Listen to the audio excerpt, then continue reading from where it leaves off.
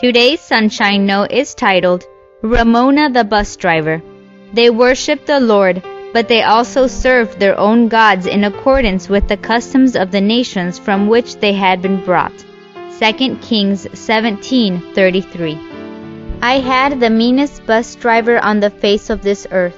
She stopped at our school to pick up 4 of us. It was a major detour in her route, and the way things were scheduled, she had to wait 30 minutes every day before we even got out of class to get on her bus.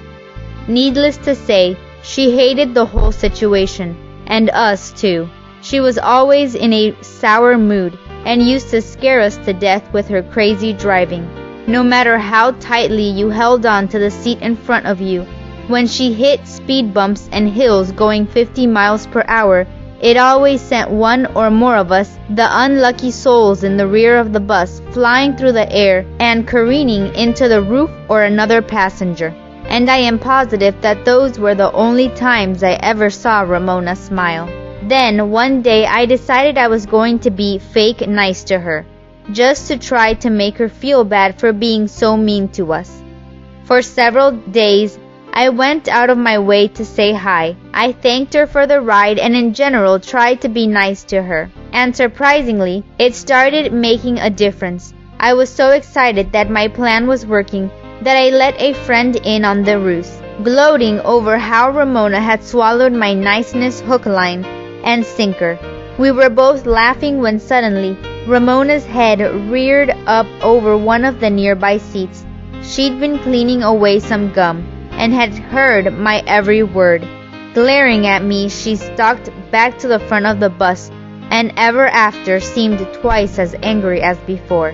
Can you blame her? Insincerity can sometimes mask the reality, but it will never change the state of things inside of you. The Bible tells that after the nation of Israel had been conquered and its people deported to Assyria, the king of Assyria filled Israel's land with foreigners from the surrounding nations.